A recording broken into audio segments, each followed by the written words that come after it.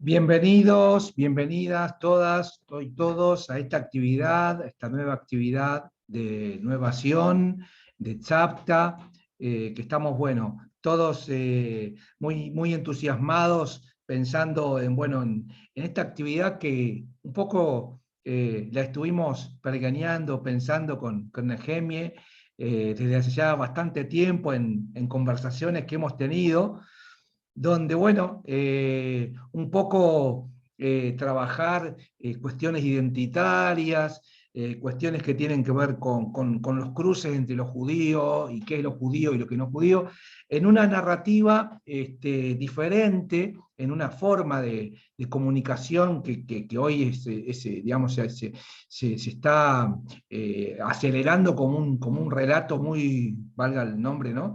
Muy intenso y muy actual, que son los podcasts, ¿no? Gemi es documentalista, ¿no? Es fotógrafo, ha trabajado en muchísimas, tiene varias películas propias, y, y además, bueno, ha incursionado ahora en el tema de los podcasts, o no sé si ha incursionado, si tenía antes también, pero eh, con una serie de relatos, de entrevistas a personas del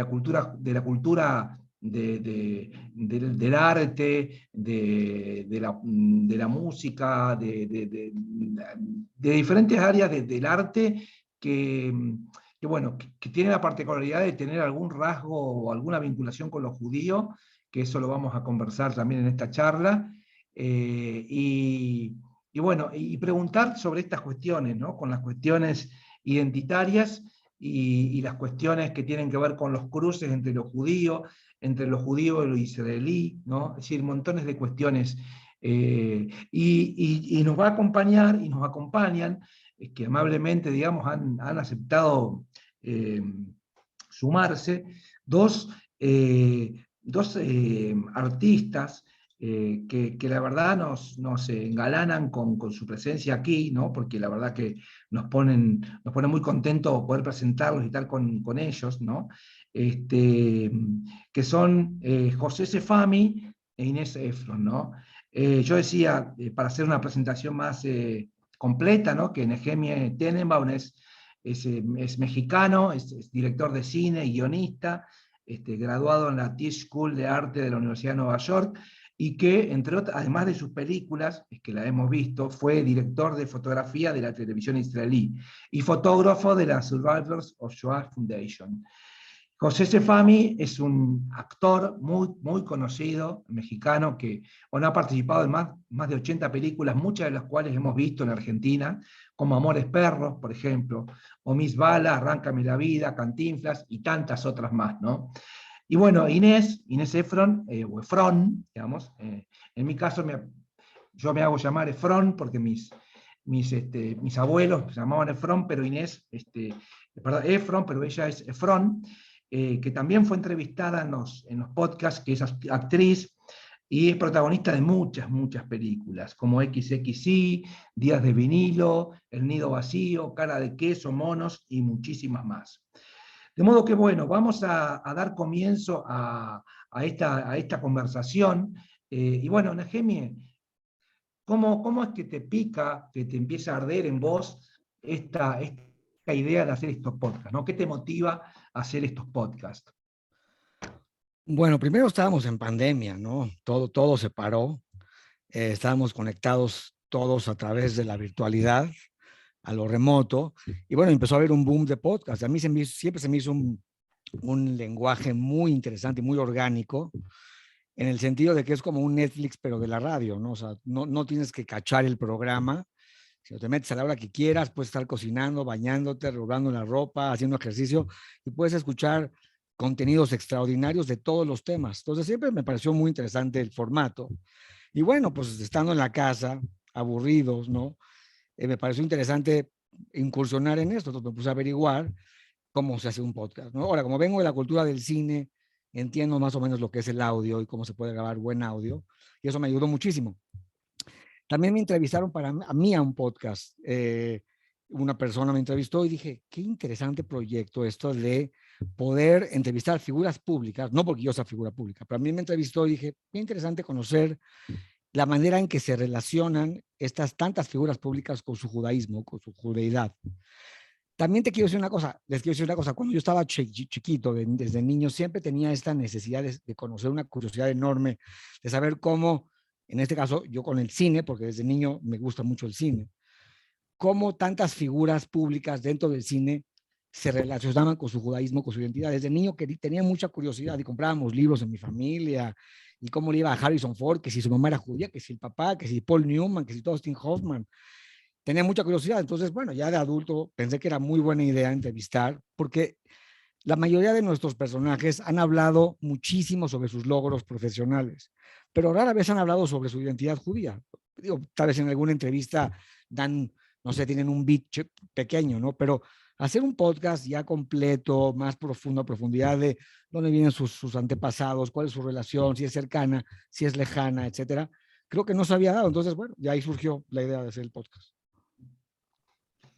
Bien, ¿y con qué preguntas te encontraste, ¿no? Con qué preguntas te encontraste a la hora de pensar este podcast, ¿no? O sea, más allá de la modalidad, digamos, que es el podcast, estas preguntas tan fuertes, ¿no? Que están ahí como, un poco como de anuncio, ¿no? Respecto a los judíos, ¿no? A qué pasa con, si se puede ser un judío cultural o no, ¿no?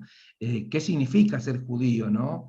¿Y qué significa la palabra renegado, ¿no? Es una pregunta, es una palabra muy fuerte, esa palabra de renegado, ¿no? Que aquellos que mamamos la comunidad judía es como una palabra muy fuerte, ¿no? Que está ligado a esto de la asimilación y demás, y si la asimilación es buena o es mala, ¿no? ¿Qué te fue generando todo esto? ¿Cómo se te fue moviendo Sí. esto? Bueno, siempre quise hacer un proyecto provocador, siendo que no tiene chiste, no tiene para dónde ir, ¿no? O sea, mi idea no era para nada hacer algo autocomplaciente, se me haría una pérdida de tiempo total. O sea, hacer esta idea de alardeo de virtudes, que todo mundo lo hace en las comunidades. Eso no nos lleva a nada, el alardeo de virtud. Lo que quería hacer es una confrontación y abrir un debate entre la gente de lo que es ser judío. Y todos esos que tú dices son judíos. O sea, el renegado, definiendo lo que es renegado, el laico, el religioso, el alejado, el asimilado, todos son judíos, ¿no? Y lo que pasa es que siento que muchas comunidades, más que nada las institucionalizadas, se han apropiado de los términos, se apropian de los términos, qué es judío y qué no es judío, y no se vale, ¿no? Digo, alágicamente hay una explicación de lo que es judío, pero ser judío es algo muy complejo, muy complejo. Y hay muchas manifestaciones de ser judío, ¿no? Pepe, en la entrevista que tuve con Pepe, que está aquí con nosotros, este, me platicaba de que él educa a sus hijos de una manera humana, quiere que sean hombres de bien, personas de bien, y para él eso es ser judío. O sea, transmitirles el legado a sus hijos de ser hombres de bien, hombres correctos y honrados, es el mejor legado judío que les puede transmitir, ¿no? Me parece precioso lo que dijo Pepe, ¿no? Entonces, hay muchas maneras de ser judío y creo que hay que darles visibilidad a todas y legitimarlas, ¿no? Entonces estoy yendo un poco contra cultura, tal vez institucionalizada, ¿no? En ese sentido. Pues hay muchas preguntas que me surgieron, ¿no? Con el proceso del podcast. Lo que quería es que cada quien expresara lo que siente y cómo se relaciona con la experiencia judía. También decidí usar esa palabra, la experiencia judía, no tanto el judaísmo, porque el judaísmo es más difícil. O sea, sí alguien puede decir el judaísmo es esto, pero la experiencia judía es algo muy subjetivo. Nadie me puede decir que la experiencia judía es A, B o C. Es algo muy personal, ¿no? Entonces, bueno, de ahí surgimos y bueno, cada vez se van abriendo más preguntas y se van abriendo más resquicios, más espacios interesantes, ¿no? Pepe, ya que te introdujo Nehemie en la conversación, ¿no? Eh, bueno, cómo te sentís, digamos, con esta definición de los judíos, ¿no? Y qué es lo que abarca y qué es lo que no para vos, ¿no? Y cómo te encontraste en este podcast, ¿no? También, ¿no? Siendo una persona tan conocida, además. Bueno, con la primera pregunta, pues algo ya lo dijo Gemele, ¿no? Yo creo que el judaísmo es muy complejo decir algo, decir esto es ser judío. Sin embargo, hay cosas en común que tenemos los judíos que no las podemos negar. O sea, somos una comunidad que hemos andado y que se sostiene a través de la historia, a pesar de los pesares. Eso ya le da una característica muy particular. Y lo otro que decía, déjenme, que con relación a lo que yo creo que educar como judíos, por eso yo le decía a mis hijos que yo los educo progresistamente, no les impongo ninguna religión. Y una de las características es que sean hombres de bien, o sea, gente honesta, gente de buen corazón, gente trabajadora. Son ciertas calidades que recibimos desde la educación. En eso es parte de ser judío. Claro, hay muchas excepciones, hay terribles judíos que por hacer negocio, por ejemplo, se joden a otros. Que eso, bueno, pues ya caerá en sus conciencias. Pero fundamentalmente yo sí creo que los judíos la herencia judaica es esto, el amar al prójimo como a sí mismo, ¿no? Que es una de las leyes que tenemos. Y las leyes éticas de las que ejercemos todo el tiempo. Yo creo que en el fondo esas características son las que nos vuelven judíos, ¿no? Es lo que yo siento. Bueno, vamos a incorporar, perdón, Pepe. No, perdón. Y entré a este podcast porque Himmler me estuvo invitando. Y bueno, me pareció una muy buena idea. Bien. Ya habíamos trabajado juntos en una película. Pepe sí. fue el personaje, uno de los personajes estelares de una película de un documental que realicé sobre la comunidad Monte Sinai en México, que es la comunidad descendiente de los judíos de Damasco.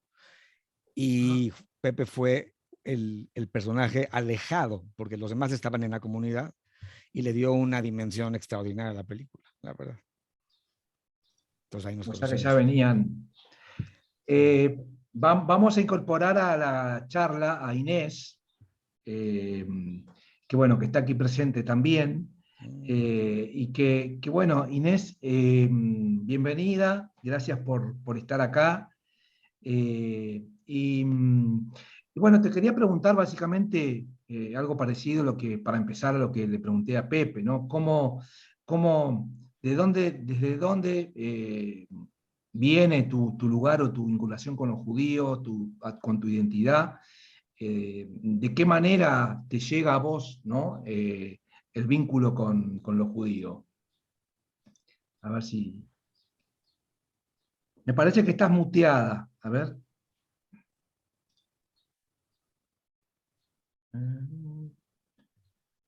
Minuto. Gustavo, ¿con qué usuario está Inés? Inés, Ahí está. Inés Toporovsky está. Ahí está.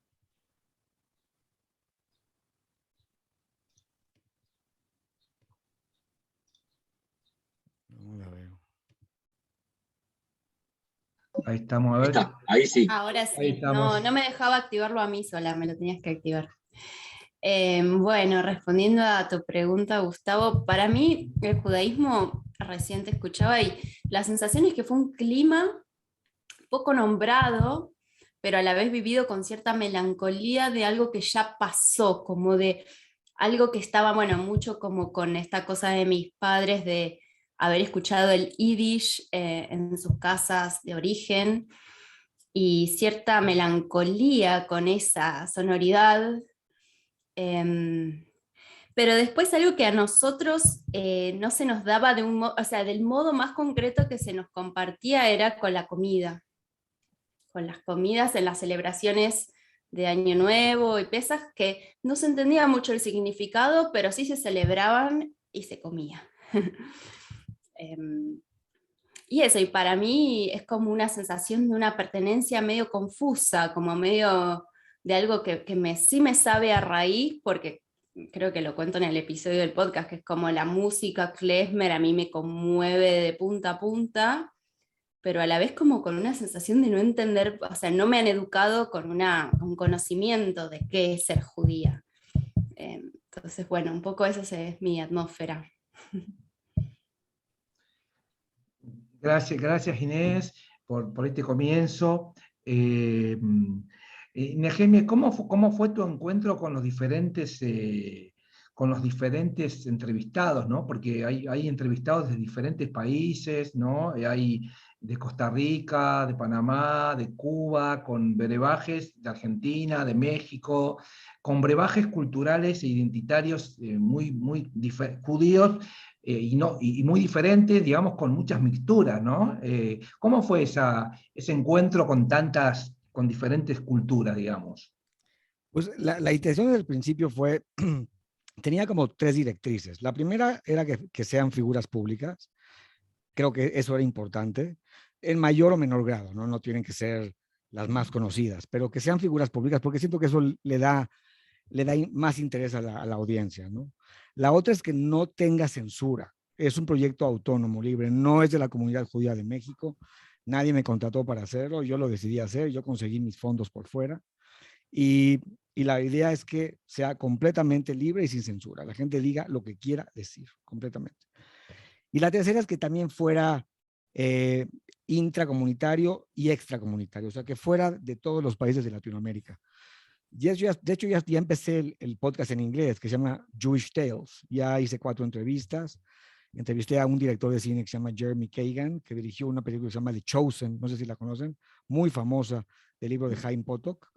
Entrevisté a un fotógrafo que ha hecho muchas películas. Ya empecé también la parte en inglés, pero la parte en español sí quería que fuera con muchas figuras de Latinoamérica, ¿no? Entonces, bueno, pues hacer la investigación. Se me hacía mucho más interesante no quedarse en México, porque en México hay muchísima gente, somos 120 millones. Pensaba que sería mucho más interesante que el podcast sea accesible para todos los países latinoamericanos o de habla hispana, y no nada más para judíos, también para no judíos. La idea es tocar temas de identidad, de cultura, que son temas universales y que se pueden identificar todos, ¿no? O sea, libaneses y católicos y musulmanes, porque todos tenemos los mismos temas, o sea, todos vivimos los mismos temas, ¿no? Hay unos muy especiales, muy locales en algunas entrevistas, pero en general son temas universales, ¿no? Entonces esa fue la idea. La idea es que entrevistar a gente de todos lados. Por ahora tengo más mexicanos, por razones evidentes, vivo en México, tengo más acceso, pero la idea es entrevistar a gente de todas las latitudes. Si les parece, vamos a escuchar un pequeño fragmento de unos 3-4 minutos para escuchar algunas de las entrevistas de los podcasts. Leo, si lo podés poner. ¿Qué significa para ti ser judío? Mira, como decía mi abuelo en Yiddish, Blut ist nicht kein Wasser, la sangre no es agua, la sangre trae historia, trae cultura, y todo ello viene enmarcado en una historia de luchas, de logros, que al final de cuentas está inmerso en lo que somos, en nuestra sangre y en nuestros genes. Pues mira, esa pregunta, si era cuando estaba yo creciendo y siendo adolescente en Costa Rica, que es donde nací, entonces seguramente era una carga para mí eso. A mí me molestaba muchísimo desde que yo era muy chiquita que me gritaran polaca en la calle. Para mí, ser judía significa algo que viene de atrás y que en mi vida toma como una forma subterránea de algo que me habita como pasado, como historia de otras familias, ¿no? Esto lo digo por cómo fue mi crianza. Yo no he tenido una crianza en lo que se me explique o qué es el judaísmo o que se me hable de eso, pero yo sí lo siento como una sensación de pertenencia a una comunidad, a una historia que desconozco. Los judíos, para poderse mantener como judíos durante 2000 años, lo que han hecho es eso, volverse gueto, cuidar las tradiciones, cuidar todo, que eso es loable en un aspecto, no es loable en otro. O sea, en otro se vuelve racismo. Realmente el problema que creo que de repente nos pasa a todos los judíos es que justamente este aislamiento no nos permite ver más allá de nuestra nariz. Cuando tenemos una actitud mucho más abierta, podemos entender qué es lo que pasa por el otro lado. Y nos pueden entender a nosotros mismos. La comunidad panameña es un 85-90% judíos de Alepo, Siria. Son tradicionales en el sentido de que viven obsesionados con la kashrut, o sea, lo más marcado es darle 500 vueltas a las reglas de la kashrut para ser los más kosher. Sin embargo, en la casa, ¿no? Porque afuera hay muchos que comen mariscos o cerdo afuera, pero su casa es kosher. Son familias muy tradicionales en el sentido de que los hombres trabajan. Cuando yo llegué a Panamá, la zona libre estaba en boom, estaba en crecimiento y se hacía mucho dinero en la zona libre. Para muchos era un centro de lavado de activos. Los hombres hacían dinero y las mujeres se casaban temprano, tenían 5 hijos y cocinaban. No quiero generalizar, pero eso es con lo que yo me encontré. Lo que le preocupa a un judío fundamentalmente es que lo considero un hombre, no un enemigo de la humanidad. Pero la Revolución Cubana nunca afectó a ningún judío por su religión o por su raza. La propiedad privada, latifundista y la empresarial, que fue en escalada, no fue por razones de raza, de religión o de ideología. Sencillamente era un gobierno revolucionario que aspiraba a ser socialista, a su manera, por supuesto, y que los judíos que tenían empresas, mi padre la tuvo, no las perdieron por judíos, sino por capitalistas. Conmueve mucho una especie de profundidad, de intensidad y dramatismo también, o melancolía, que yo siento que está en mi sangre. Creo que si yo nazco en una familia judía con estas raíces, es porque mi alma viene en relación a esta temática, ¿no? No es algo nuevo.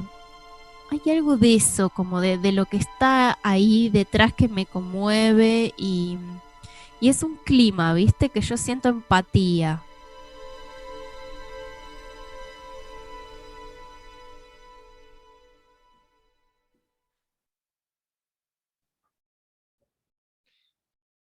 Gracias, Leo. Es nada Bueno, más un demo, es un demito chiquito, ¿eh? No. no, pero la verdad que ese es el tiempo justo para poder entrar en el clima, ¿no? De ver la conversación, ¿no? Para poder tener una pequeña muestra, ¿no? Del clima de la conversación, ¿no? De esto que surge. Yo les quería preguntar a José y a Inés, a Pepe y a Inés, digamos, si alguna manifestación de los judíos aparece en los ambientes, digamos, del cine donde han trabajado, si en algún lugar se reveló algo de su identidad en el cruce, ¿no? Identitario que implica el trabajar en el ambiente del cine, en las películas y demás. Bueno, comienzo. Mi segunda película se llama Cara de Queso, que es de Ariel Winograd, y es la historia de un country judío en la década del 90. Y ahí me toca poner palabra y cuerpo a una chica judía como sí, con una educación y con un pensamiento, quizás hasta como casi del personaje como estereotipado. Y después tuve la suerte de trabajar con Daniel Burman, que yo era como ya una seguidora de su cine, me atravesaba mucho, en la película que se llama El Nido Vacío, en la que yo hago de la hija de Cecilia Roth y Oscar Martínez que se va a vivir a Israel. Y entonces fuimos a Israel, yo por primera vez conocí a Israel, siendo que mis papás además vivieron ahí, o sea que tenía una carga muy fuerte para mí. Y sí, fue una belleza para mí estar allá, como que ahí sentí una cosa muy como de la tierra, como decir, uy, esto acá tiene que ver conmigo, algo así. ahí sí el encuentro. Ujú. Ariel Vinograd es uno también de los entrevistados, ¿no? Así es. En los podcasts. Bien. ¿Y Pepe? Bueno, yo la verdad es que en todas las películas que he hecho, 88 llevo ahorita, no, digamos, no he tenido nada he trabajado con otros judíos, o sea, con directores, con fotógrafos, con diferentes acciones, digamos. Lo que pasa es que el cine yo creo que es muy ecléctico y es sumamente, es un trabajo en equipo y ahí sí que no importa de dónde vengas, ¿no? Todos trabajamos para un bien común que es el cine. Y eso es muy interesante porque nunca he sentido, digamos, una particularidad en relación a esto. He hecho una sola película que era sobre un tema judío que se llamaba Goy, que la hice recientemente. Pero realmente no, digamos, yo no podría poner ningún acento en ese asunto. Yo creo que, como les digo, el cine es sumamente ecléctico, o sea, hay gente de todas partes, y es sumamente generoso por el trabajo en equipo que tiene que realizarse digamos, en unas acciones muy, cada quien en su departamento trabajando todos para hacer un proyecto bueno.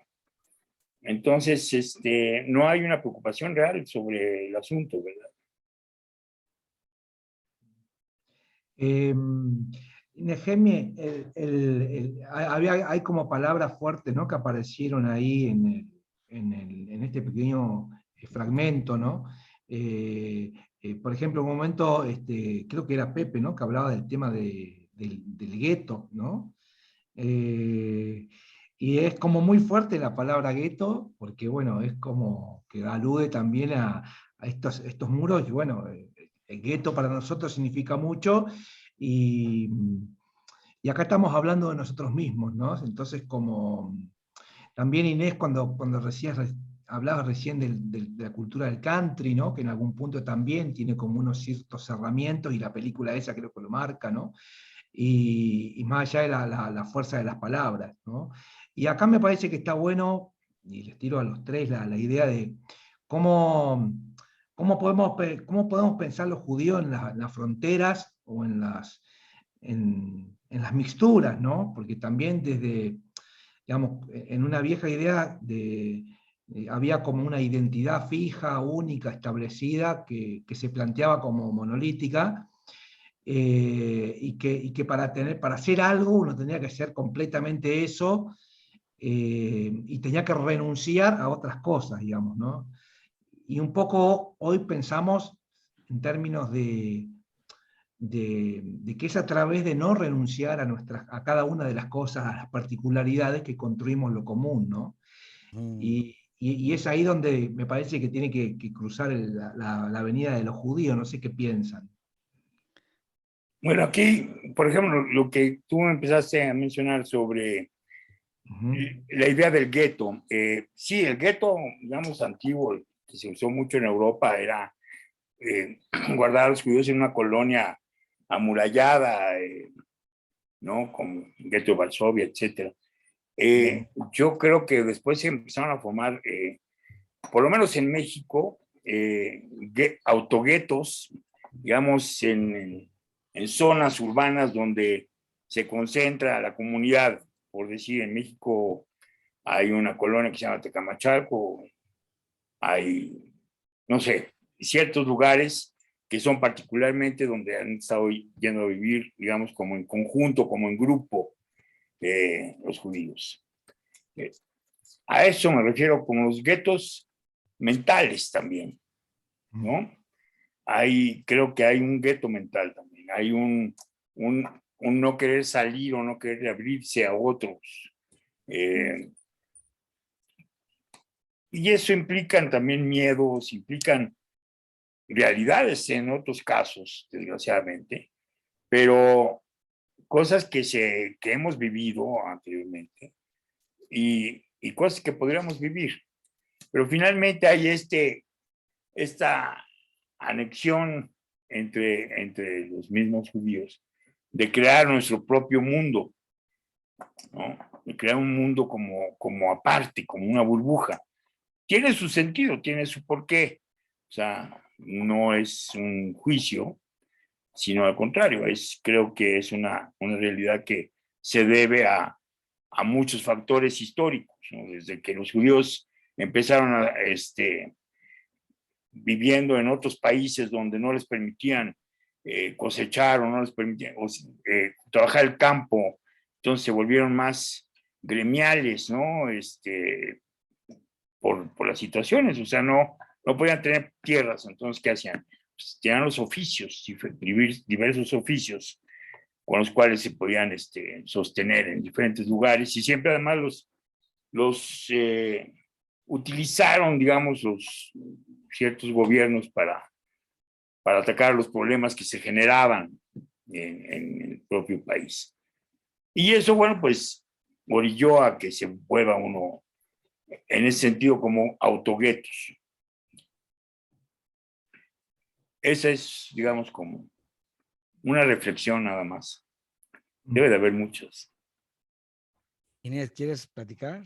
Sí, a mí mi sensación es como de que no experimenté para nada la sensación de gueto porque mis papás me criaron en un barrio, en el conurbano de Buenos Aires, que no había personas judías. Yo era la única y en mi escuela yo era la única judía.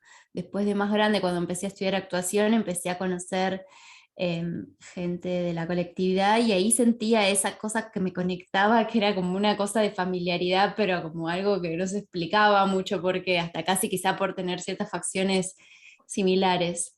Y después me venía con esto del gueto y la apertura, pues, como que es el pensamiento que trae Gustavo, que yo lo vinculo al judaísmo con una cosa de una búsqueda espiritual. O sea, a mí es lo que me pasa quizás con el klezmer, ¿no? Que es como una música que para mí es, a ver, voy a decir la palabra como religiosa. No lo sé si es así, pero yo la escucho así. Y que a mí la vida, al no haber tenido una crianza religiosa, sí me volvió una persona muy abierta a la religiosidad en todas sus formas. O sea, yo soy una persona muy buscadora de sentido de la vida desde que soy muy chica y sí me sentí muy desprendida de las formas, como que estoy abierta a cualquier cosa que hable de la verdad. Y no sé, lo pensé ahí como eso, como si fuese una semilla que se abre, ¿no?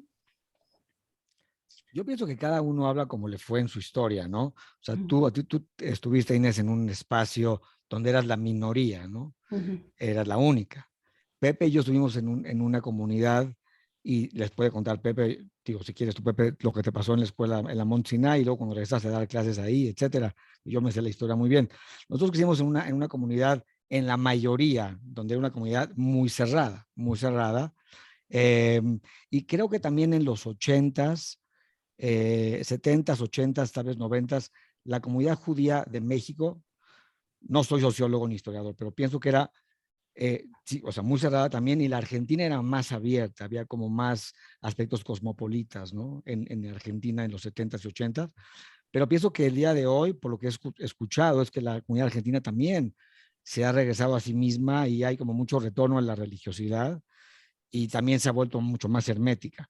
Y en la comunidad judía de México también hay un retorno a la religiosidad de las generaciones nuevas, la quinta generación, donde todavía se hace esta constelación. Yo describo la comunidad de México por lo menos como una constelación muy poco permeable. O sea, está muy bien hecha, pero es muy poco permeable para salir y para entrar. Obviamente se puede salir, se puede entrar, pero es celosa, y tiene un aspecto, yo no sé si lo llamaría yo gueto como Pepe, pero tiene un aspecto sí muy hermético de estar pues, muy endogámico, esa es la palabra, muy endogámico, todos con todos, unos con otros, ¿no? Y tú la viviste diferente, Inés, pero siento que Pepe y yo la vivimos de una manera similar. A mí no se me hace una palabra tan dura. Hay muchos guetos en el mundo moderno. O sea, no somos, tal vez no nada más las comunidades judías. Yo creo que hay muchos, o sea, sí. Yo creo que muchas comunidades, por ejemplo, aquí en México, si tú hablas de la comunidad japonesa, por ejemplo, que radica en la ciudad, también es muy hermética, ¿no? Tienen su propio instituto, o sea... Los libaneses. los libaneses, otros, ¿no? Y también yo creo que tiene que ver con la cantidad de gente, o sea, la comunidad judía argentina es la más grande de Latinoamérica, como comunidad, o sea, creo que hay más de 400,000 judíos en Argentina. Nosotros en México somos, ¿qué? 50,000 aproximadamente. Más o menos. Y en Estados Unidos hay 6 millones, o sea, es otra manera también de ver el judaísmo, de relacionarse. Tendremos cosas comunes todos, lo que decía Inés hace un momento, ¿no? De repente cuando se encontró con la comunidad, de repente se encontró con similares y yo cuando he viajado también me pasó, o sea, de repente estaba en Europa en algún sitio y me encontraba con alguien de la comunidad de allá y hay como cierta familiaridad, o sea, que nos permite fácilmente entrar.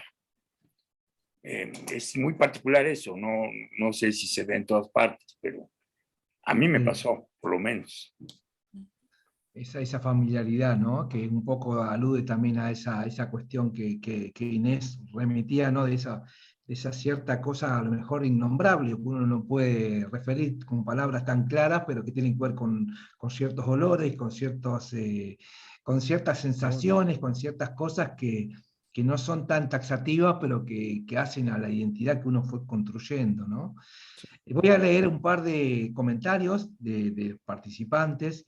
Víctor Gurbich dice, refiriéndose a uno de los comentarios, dice, es el nombre de la película de Divina Gloria, Sangre no es agua. Bien, dice Adolfo Gorskin, dice, ¿por qué se insiste en definir a los judíos como raza? ¿No son acaso raza blanca?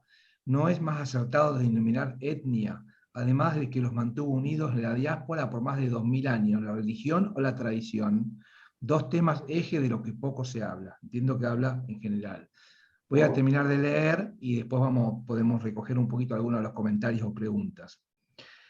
Nelly, de acuerdo, somos raza humana. Bien. Dice, Angélica, sí, dice, existen lugares donde había o hay segregación social para evitar conflictos, pero con la migración las cosas cambiaron y se complicaron en algunas zonas. Bueno, Sally Sorke dice, no todos los judíos son de raza blanca. En Argentina, digamos, llegan a ser ahora a los menos de 200.000 judíos. Sí, la caracterización del censo de los judíos en Argentina es bastante, digamos, también hay que definir qué es un judío, ¿no? Originalmente, históricamente fueron más o menos 300.000 los judíos en Argentina, pero ahora se supone que es un poco menos. El último estudio fue el del Joint, que hizo, y que el criterio de demarcación fue el que se define a sí mismo como judío, digamos. Simplemente eso. Entonces, porque es muy, muy difícil, ¿no? Entonces, bueno, acá hay algunos comentarios. El tema de la raza o la no raza. Bueno, la raza es un concepto que quedó un poco viejo, ¿no? Porque es de un paradigma etnográfico de la década del 30 y 40 que luego tuvo sus... Pero no somos razas, somos culturas, ¿no? Y somos aparte culturas mixturadas, que era parte de esa pregunta que yo había hecho al principio y que tiene que ver con esto, de cómo nos encontramos en las mixturas identitarias, ¿no? Que un poco algo de esto hablan los podcasts, ¿no? Eugenia. Sí, bueno, ya lo comenté, ¿no? Es algo ecléctico, es algo plural. Nada más que decir algo muy interesante, que ahorita que estabas hablando, no sé, alguien platicó algo que me trajo una idea. Bueno, primero creo que como somos un pueblo, no somos una raza, somos un pueblo, porque compartimos cultura, historia, territorio, incluso lenguaje, que es el hebreo. O sea, tenemos con muchas características de lo que define a un pueblo, no solamente una religión. Creo que también es importante darle una visión positiva a la idea de vivir en un gueto, en el sentido de que, y me recordó lo que dijo esta entrevistada también, que es Sabina Bacal, que es una periodista muy famosa, muy reconocida en Panamá, que vieron, la escucharon en el demo. Ella habla de la comunidad de Panamá como una comunidad también muy cerrada, y más cerrada que la de México, y es por lo mismo. O sea, son comunidades muy similares, son comunidades que no decrecen como la de Argentina. ¿Y por qué no decrecen? Justamente porque no se asimilan, y por qué no se asimilan es justamente porque están en un gueto, ¿no? Entonces, hay gente que lo puede ver desde un punto positivo, ¿no? El hecho de vivir en un gueto quiere decir que no me tengo que asimilar, mis hijos no se tienen que casar con mujeres o hombres no judíos, y los números, los censos van creciendo, no van decreciendo, como pasa tal vez en Argentina y en Estados Unidos, ¿no? Entonces, creo que es importante, cada comunidad es muy diferente, tiene características muy, muy diferentes, y viven también en países anfitriones muy diferentes, ¿no? Aquellos que quieran hacer preguntas, está habilitada la vía del chat. Pensaba, bueno, acá hay una pregunta, Alejandro Siviki dice, ¿qué significa para cada uno de los entrevistados que hablan cuando sienten esa melancolía? ¿Qué significaría esa sensación para cada uno? Pregunta Alejandro Krivitsky. Es para ustedes. Para mí, para mí es algo como si fuese que conozco pero no viví. Algo así, como algo que me perdí.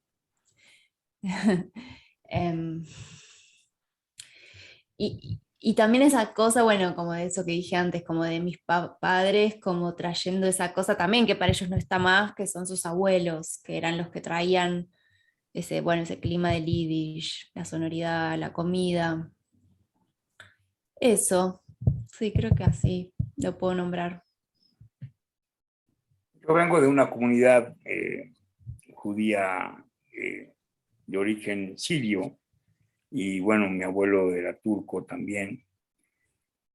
Y esta nostalgia yo la terminé descubriendo cuando me fui a Siria a conocerlo.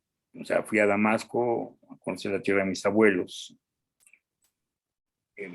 Ya no hay judíos en Damasco, hay dos viejitos, ya, esa es la comunidad.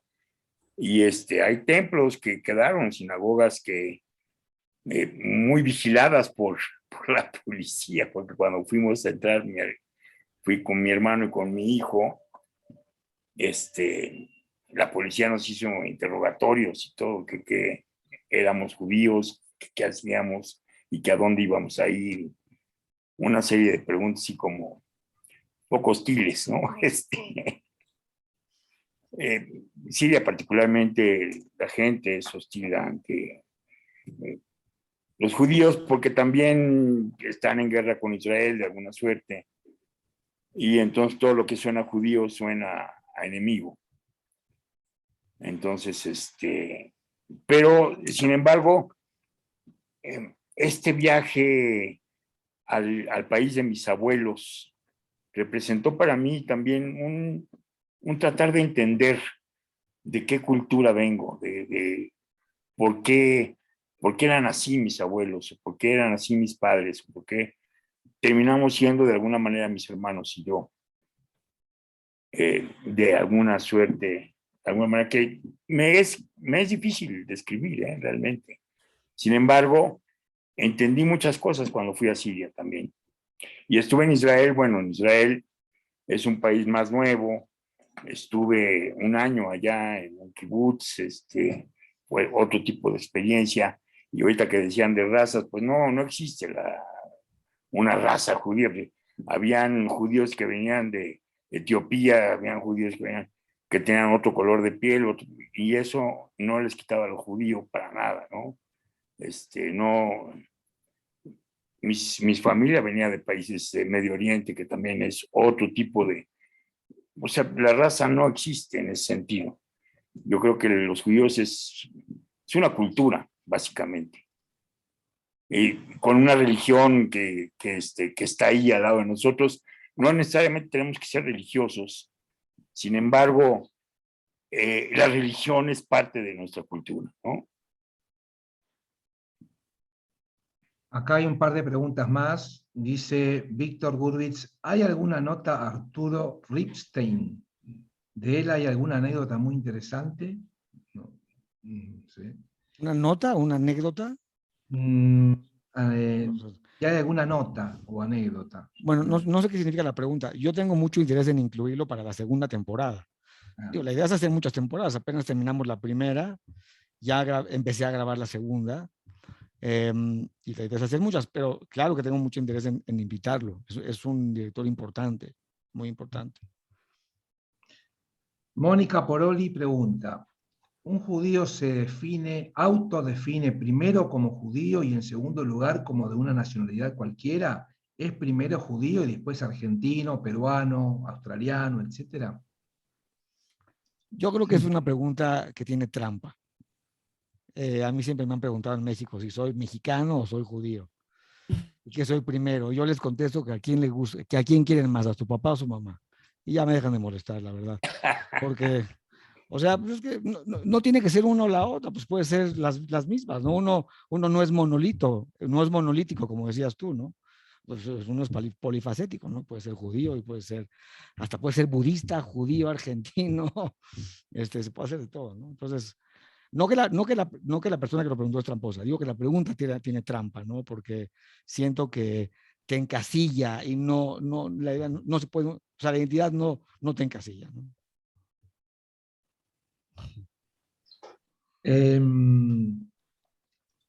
Hay algo bueno, que tiene que ver, acá decía Pepe, el tema de, bueno, su pasaje por Israel, ¿no?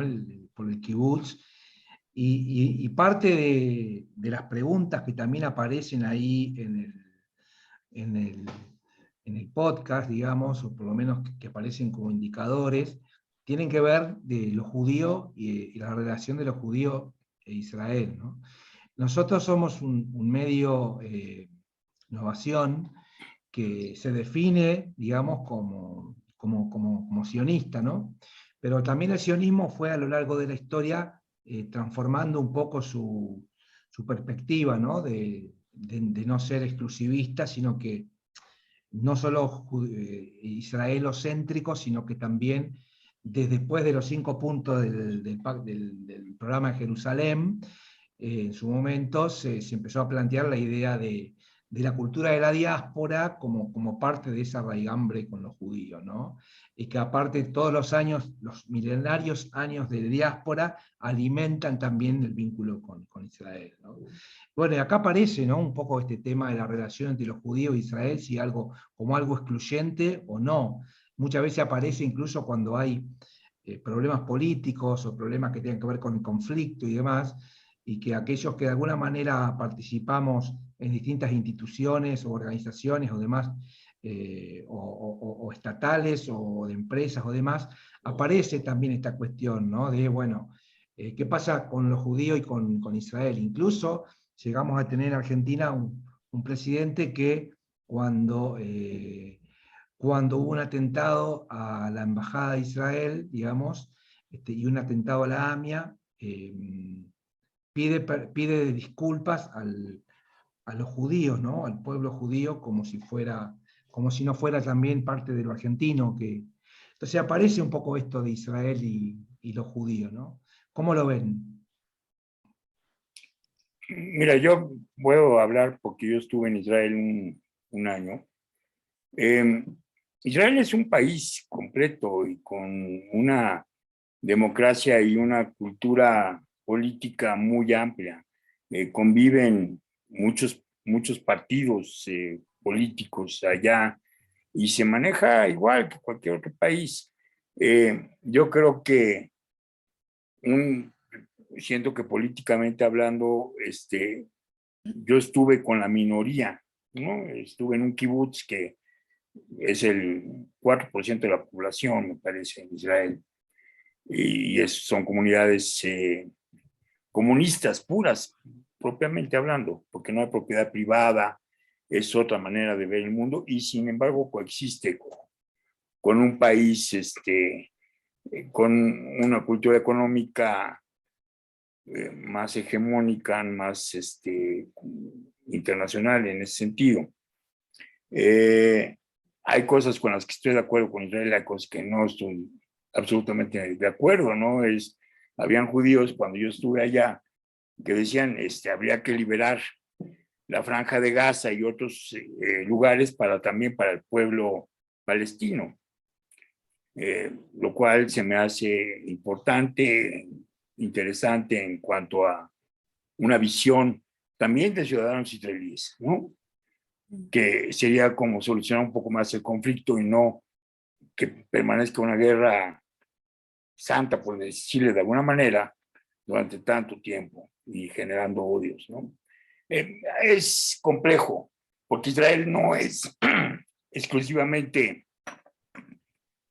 una sociedad judía, es una sociedad, es un país con que se maneja con otras reglas, no específicamente con las judías.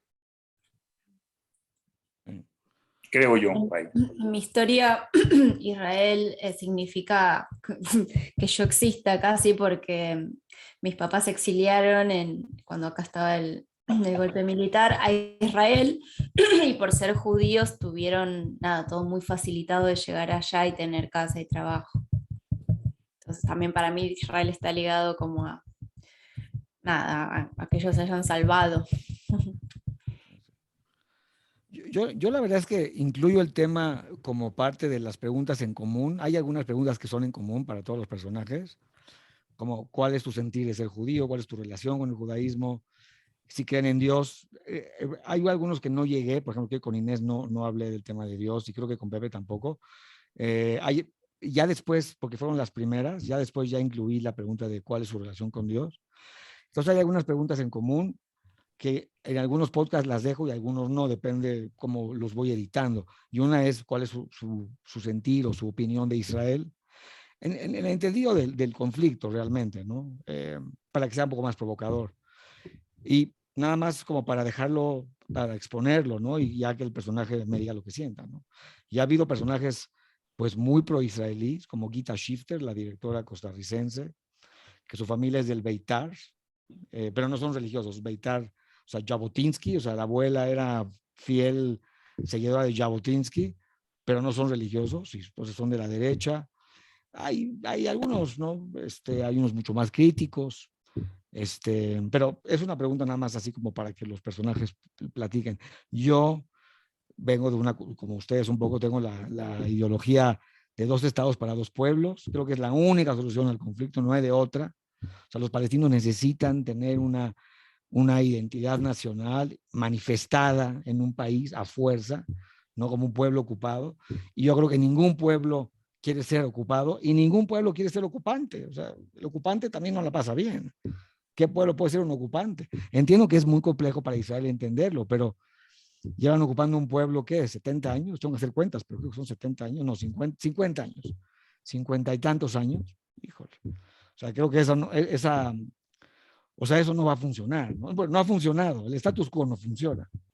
Entonces, no hay de otra más que tener que ceder, y ambos tienen que ceder y tienen que separarse. Rabin decía que la solución al conflicto árabe-israelí era la separación. No hablaba en términos de la identidad y la dignidad de los demás, del pueblo palestino, la separación. Y estoy completamente de acuerdo con él. No. Voy a leer algunas preguntas más y comentarios. Hay una que dice, ¿considera, señor Efron, la diferencia los judíos ortodoxos? Bueno, no voy a hablar yo porque la idea es que entrevistar a ustedes, digamos, que es después, en todo caso, si hay tiempo. Adolfo Gorkin, ¿qué es un judío en nuestro país? En Argentina hay libertad de cultos. Un judío es un argentino como los demás con una fe diferente. Bien, Tali Blaistein dice, en Entre Ríos sufrí antisemitismo, tal y por lo que entiendo desde Concepción del Uruguay, que son mis pagos, donde yo crecí. En Entre Ríos sufrí antisemitismo en los años 60. En los años 70 sufrí antisemitismo durante la dictadura cívico-militar en Buenos Aires. En los años 90, viviendo en Israel, 5 años, sufrí por ser sudaca. En los años 2000 era entrerriana, pajuerana en Buenos Aires. Ahora soy porteña compadrita en Entre Ríos. Lo diferente, la otredad. La dificultad humana de aceptar las diferencias, de crecer en lo semejante y lo singular, es parte de mi historia y de la historia de la humanidad. ¿No? Pregunta. Es muy interesante el testimonio.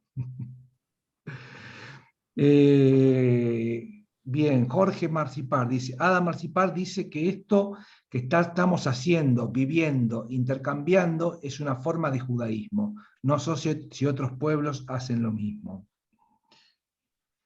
Y Federico Yurkovich, de Tucumán, dice, para mí ser judío y sionista es indisoluble. Sin embargo, no es necesario practicar la religión en sus diversas y múltiples formas. Nuestra identidad está básicamente dentro de nuestro sentimiento, de pertenecer a la cultura judía como base para la educación.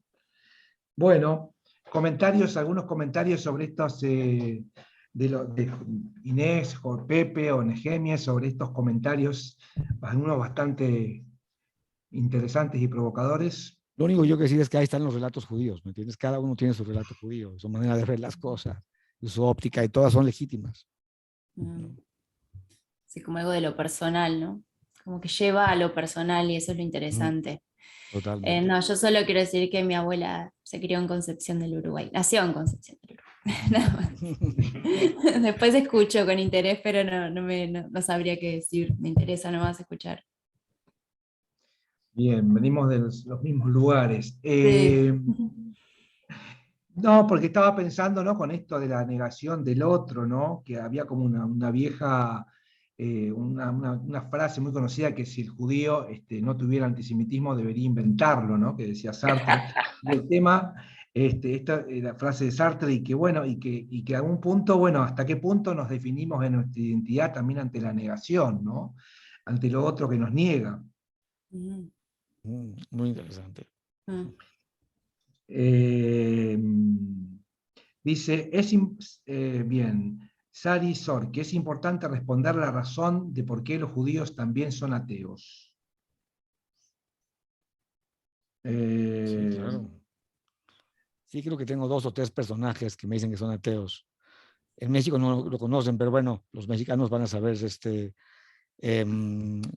Salomón Chertorivsky, que fue el primero que habla de la sangre no es agua, y el tío, que es un político mexicano, bueno, un politólogo importantísimo, el padre de la democracia mexicana, que se llama José Woldenberg, que él también es ateo. Hay muchos judíos ateos, 100%. Yo soy ateo, gracias a Dios.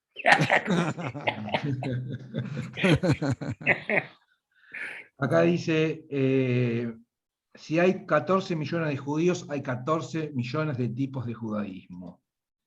El comentario de Mardoqueo. Totalmente, claro. El tema es la pluralidad, ¿no? Por ahí se hablaba también del tema de la ortodoxia, ¿no?, que por ahí me preguntaban, y en algún punto es una variante, una mirada del judaísmo que en la medida que no sea excluyente puede ser aceptable, ¿no? Como toda forma de ligazón con una creencia, con una fe, en la medida que no excluya y que niegue lo otro, ¿no? No sé, tiene un valor. Tratando de un poquito dar respuesta a esa pregunta que me han hecho. Acá vos, Inés, hace un rato comentaste de una película que hiciste con Cecilia Roth, y quiero comentarte que acá está Braya Rottenberg, que es el papá. Sí, me dio mucha alegría darle. Es el fundador fundador de Innovación, con quien todas estas charlas, nos hemos pasado muchos minutos de teléfono conversando de todas estas cosas. Así que ese señora Brasha, hay muchas felicidades, creo que acaba de cumplir años, ¿no? Hace un mes. Señora Brasha, muchas felicidades, hasta 120. Y bueno, y también está el tema de lo plural, ¿no? Porque ¿hasta cuándo lo plural nos diluye como identidad, ¿no? O hasta cuándo nos logra, es decir, ¿cómo recuperamos lo plural como parte de lo propio, ¿no? Porque hemos vivido mucho fundamentalismo durante mucho tiempo, y ese fundamentalismo hace que no podemos pensar en lo diferente, ¿no?, en lo que nos atraviesa. Y yo creo que uno de las virtudes de esta mirada, ¿no?, que no es una pintura monocorde, ¿no?, sino que plantea como matices, ¿no? Me parece que eso es lo interesante, ¿no? Ver los matices. Nosotros desde Chapta, desde Innovación, siempre buscamos esos cruces, ¿no? Incluso Pepe, en la charla previa a este encuentro, me preguntaba si hacíamos solo actividades judías, ¿no? Y ahí es como difícil la respuesta, ¿no? Porque los judíos se entrama con muchas cosas, y cuando uno habla de los judíos puede hablar de muchas cosas sin necesidad de decir los judíos, ¿no? Cuando hemos hecho actividades sobre el juicio a las juntas en Argentina, los 30 años del juicio a la junta, u otros, en definitiva estamos hablando de valores judíos, pero estamos hablando digamos, entrincados en una identidad plural argentina, ¿no? Y supongo que algo así debe ser también en México y en otros países, aunque entiendo que en México es, por lo que están diciendo, un poquitito más cerrada algunas miradas, ¿no? Sí, bueno, yo creo, ahorita que mencionabas esto, la pluralidad nos da una virtud. El judío, una de las virtudes que tiene justamente es tener diferentes puntos de vista de las cosas, y poner en contradicción, y la discusión finalmente es una manera de mantener una pluralidad que nos haga crecer, porque si nos volvemos totalmente endogámicos, no tenemos para dónde ir. O sea, siempre comemos la misma sopa. La pluralidad nos da la posibilidad de conocer al otro, y cuando se conoce la otredad es cuando tenemos más libertad, cuando podemos entender más al ser humano en conjunto, no solamente como judíos, sino si existe la pluralidad, si existe la posibilidad de comprender la otredad, estamos del otro lado. El problema es cuando no entendemos a la otredad y entonces nos da miedo y lo atacamos, ¿no? La pluralidad es lo más importante, creo yo, como un punto de vista para hablar justamente de nuestra libertad que podamos tener. Pues siento que no son excluyentes. Uno piensa, si soy plural, voy a perder lo mío. Tú dijiste una frase, ¿cuál dijiste? La pluralidad la apunté. La pluralidad nos diluye, dijiste, Gustavo. No necesariamente. O sea, Era una pregunta. Una pregunta. Yo no lo creo. O sea, puede diluirte, bueno, o sea, si te asimilas y ya no quieres ser parte del grupo, de tu grupo, entonces te diluyes. Pero es una decisión muy privada, muy personal. Una persona puede ser completamente plural y completamente también identitaria. Uno puede ser universalista y identitario. Las dos, se puede.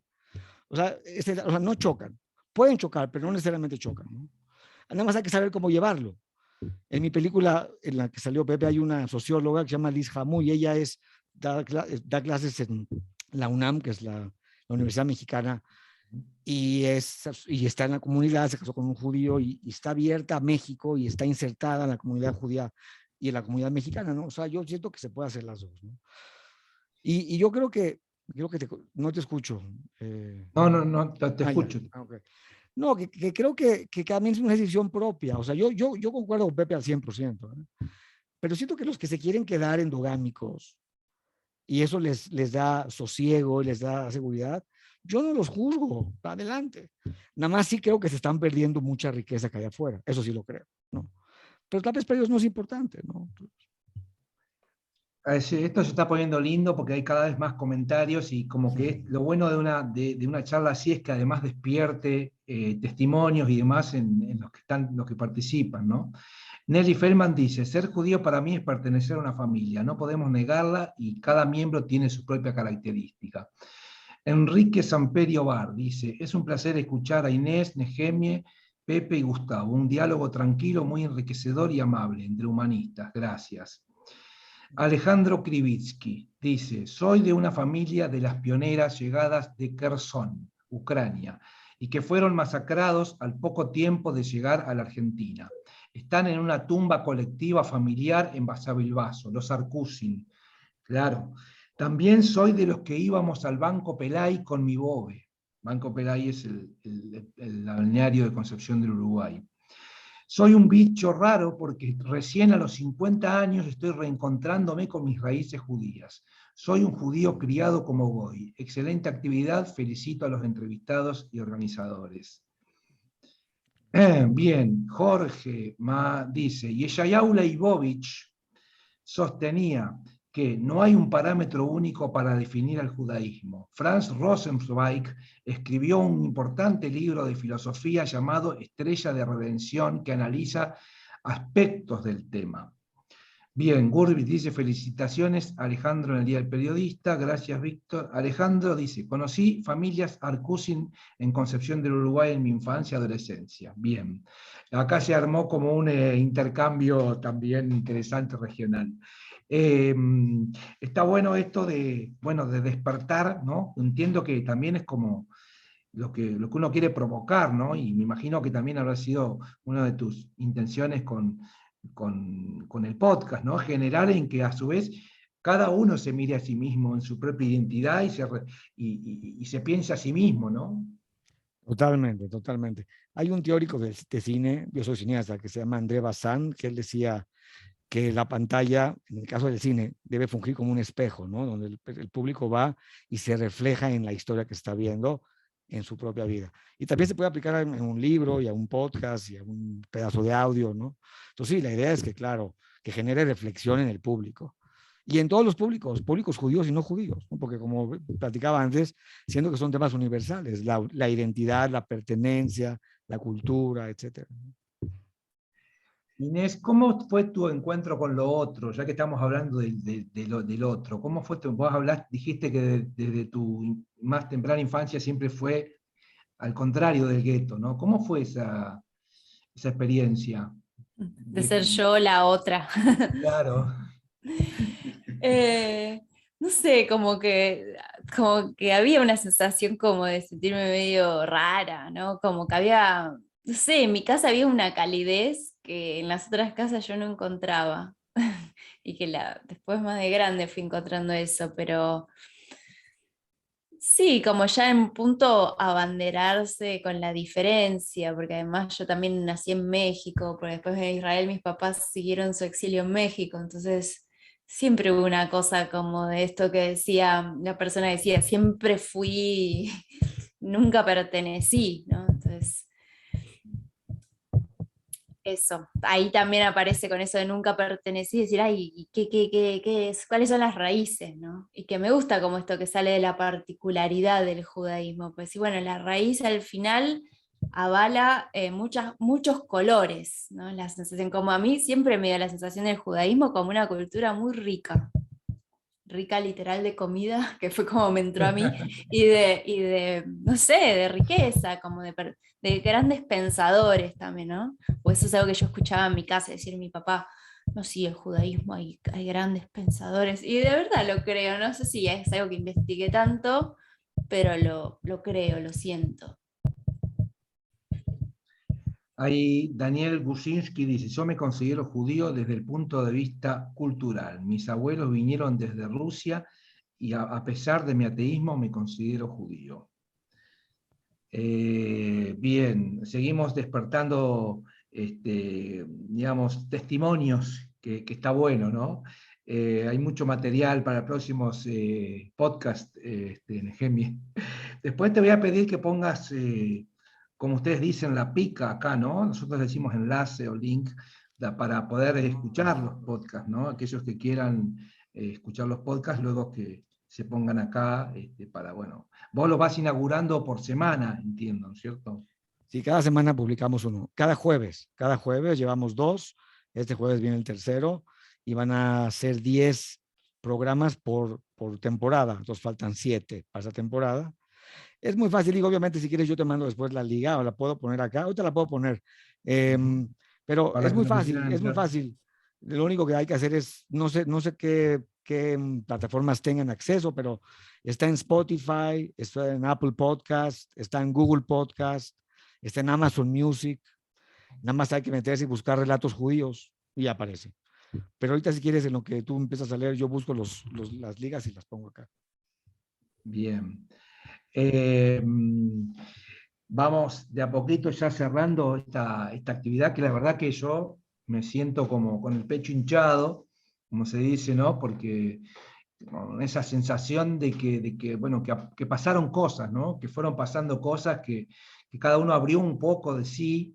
Está bueno cuando uno puede abrir cosas de sí, no solamente hablar de otras cosas, de otros temas que uno haya estudiado, o en el campo profesional, digamos, como Pepe o Inés, respecto a, bueno, esto, ¿no? De que habrán hablado en montones de lados sobre temas de sus profesiones, ¿no? De su